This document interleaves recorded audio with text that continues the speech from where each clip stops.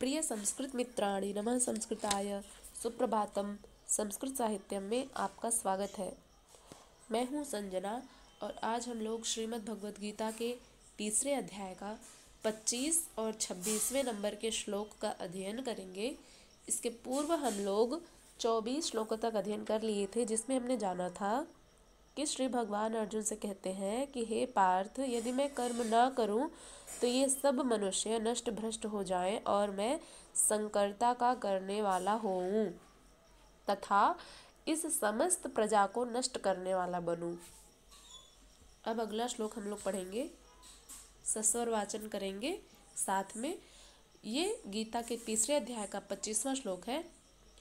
सक्ता कर्मण्य विद्वांसो यथा कुर्वन्ति भारत कुर्याद् विद्वांस तथा सक्ताश्चिकीर्षु लोक संग्रहम्। सर्वप्रथम हम इसके शब्दार्थ और उसकी व्याख्या देखेंगे। सक्ताः यानी आसक्त हुए, कर्मणि विद्वांसः कर्मण यानी कर्मों में, अविद्वांसो यानी अज्ञानी जन, यथा यानी जिस प्रकार, कुर्वन्ति यानी करते हैं, भारत यानी हे भरतवंशी। यहाँ पर भारत शब्द से श्री कृष्ण अर्जुन को संबोधित करते हैं। हे भरतवंशी, कुर्यात यानी करना चाहिए, विद्वान यानी विद्वानों को, तथा माने उसी प्रकार असक्त यानी आसक्ति रहित, चिकीर्षु यानी चाहते हुए भी, लोक संग्रहम यानी लोक संग्रह को। ये रहा शब्दार्थ। अब इसकी व्याख्या देखते हैं कि श्री कृष्ण क्या कहना चाह रहे हैं। श्री कृष्ण कहते हैं कि हे भारत, कर्म में आसक्त हुए यानी जो मनुष्य अपने कर्मों में आसक्त रहते हैं, ऐसे अज्ञानी जन जिस प्रकार कर्म करते हैं, आसक्ति रहित विद्वान भी लोक संग्रह करना चाहता हुआ उसी प्रकार कर्म करे।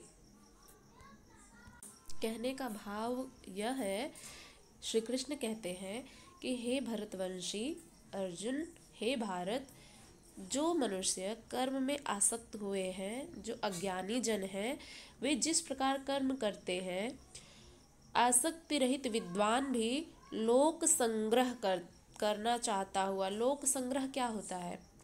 यानी कि लोगों का कल्याण जो होता है, मनुष्य का कल्याण। तो जो आसक्ति रहित विद्वान होते हैं वही तो चाहते हैं कि मनुष्य का कल्याण हो।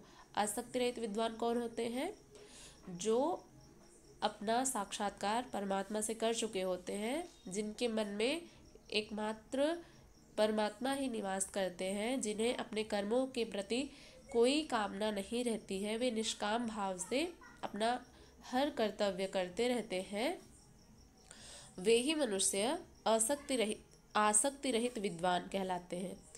तो जैसे कि एक उदाहरण से समझ सकते हैं कि जो साधु संत होते हैं, ऋषि मुनि जो होते हैं, ऐसे लोग आसक्ति रहित, वही लोग तो चाहेंगे कि मनुष्य का कल्याण हो। बाकी इस संसार में कौन चाह रहा है कि किसी का कल्याण हो? मनुष्य तो कभी नहीं चाहता है कि किसी अन्य मनुष्य का कल्याण हो जाए।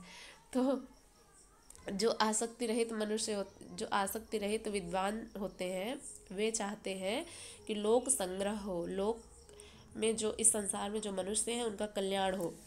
तो उसी प्रकार कर्म करे, यानी कि जिस प्रकार से, जैसे कहते हैं ना कि वो अपना कर्म कर रहे हैं, उनके कर्म का फल उन्हें मिलेगा और हमारा जो कर्म है, हमारे कर्म का फल हमें मिलेगा।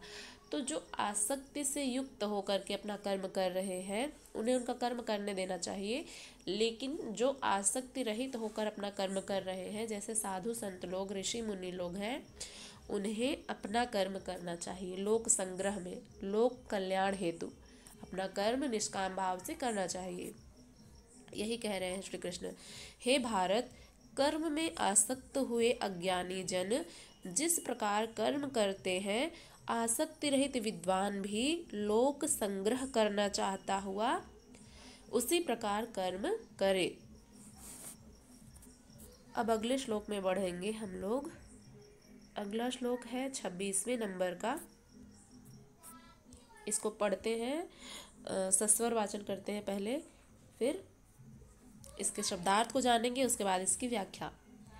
न बुद्धिभेदं जनेद ज्ञानां कर्म संगिनां जोषयेत् स्वसर्वकर्माणि विद्वान् युक्तः समाचरन्। न बुद्धिभेदं जनेद अज्ञानां कर्म संगिनां जोषयेत् सर्वकर्माणि विद्वान् युक्तः समाचरन्। अर्थात सर्वप्रथम हम इसके शब्दार्थ को जानेंगे, उसके बाद इसकी व्याख्या। न माने नहीं, बुद्धि भेदम बुद्धि में भेद, जनएत यानी उत्पन्न करे, अज्ञानाम यानी अज्ञानियों का, कर्म संगिनाम यानी सकाम कर्मों में आसक्त, संगी यानी आसक्त, कर्म यानी कर्म में, कर्म नाम यानी कर्मों में, सकाम कर्मों में, संगी यानी आसक्त, जोशेत यानी करवावे, जोशेत यानी करवावे, सर्व कर्माणि यानी सारे कर्मों को, जो सभी कर्म हैं उनको, विद्वान यानी विद्वान व्यक्ति, युक्त यानी तत्पर, समाचरण यानी भली भांति आचरण करता हुआ। ये रहा शब्दार्थ। अब इसकी व्याख्या जानेंगे कि श्री कृष्ण क्या कहते हैं। श्री कृष्ण के कहने का भाव यह है कि परमात्मा के स्वरूप में अटल स्थित हुए ज्ञानी पुरुष को चाहिए कि वह शास्त्र विहित कर्मों में आसक्ति वाले अज्ञानियों की बुद्धि में भ्रम अर्थात कर्मों में अश्रद्धा उत्पन्न न करे, किंतु स्वयं शास्त्र विहित समस्त कर्म भली भांति करता हुआ उनसे भी वैसे ही करवावे।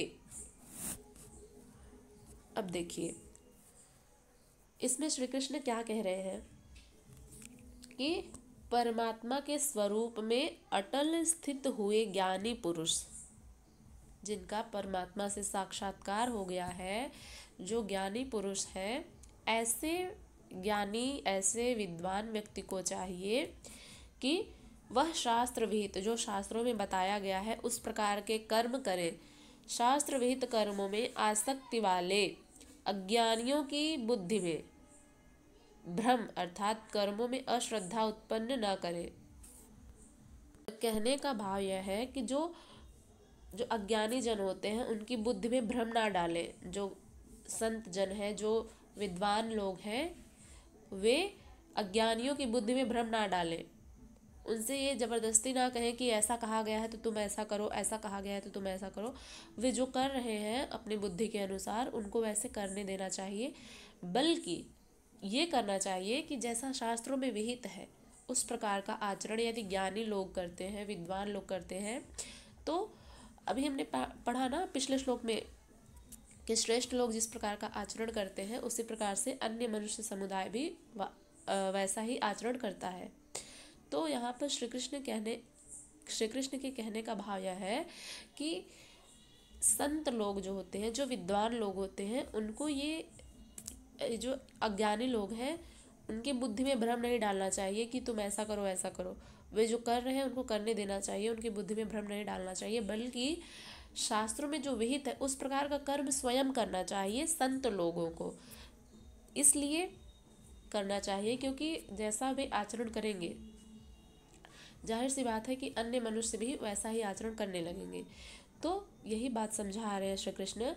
कहते हैं कि परमात्मा के स्वरूप में अटल स्थित हुए ज्ञानी पुरुष को चाहिए कि वह शास्त्र विहित कर्मों में आसक्ति वाले अज्ञानियों की बुद्धि में भ्रम अर्थात कर्मों में अश्रद्धा उत्पन्न न करे, किंतु स्वयं शास्त्र विहित समस्त कर्म भली भांति करता हुआ उनसे भी वैसे ही करवावे। उनसे किनसे? जो अज्ञानी जन है। तो अज्ञानी जन से वैसा कर्म करवाए जो शास्त्रों में विहित है। तो अज्ञानी जन क्यों करेंगे? जो शास्त्रों में विहित कर्म बतलाए गए हैं ऐसा वे क्यों करेंगे? क्योंकि वो देख रहे हैं कि ये लोग तो संत लोग हैं, ये ऐसा कर्म कर रहे हैं तो हमें भी करना चाहिए। वो देख करके करेंगे, उनका अनुसरण करेंगे। तो इसीलिए श्री कृष्ण कह रहे हैं कि ऐसे लोगों को भ्रम, उनकी बुद्धि को भ्रमित नहीं करना चाहिए। वो जो कर रहे हैं करने देना चाहिए। लेकिन जो संत लोग हैं, जो विद्वान लोग हैं, जिन्हें शास्त्रों का ज्ञान है, वे शास्त्र विहित कर्मों को करें और जो अज्ञानी जन है उनको भी वैसा ही कर्म करने के लिए प्रेरित करें। कहने का भाव यह है। आशा करते हैं कि आप लोगों को व्याख्या सरल भाषा में समझ में आ गई होगी। अब हम लोग अगला श्लोक कल पढ़ेंगे। तब तक के लिए नमः संस्कृताय। और आप लोग अपना फीडबैक देना बिल्कुल मत भूलिएगा। कैसे लगी व्याख्या कमेंट में ज़रूर बताइएगा। अब हम लोग अगले वीडियो में मिलेंगे। नमः संस्कृताय।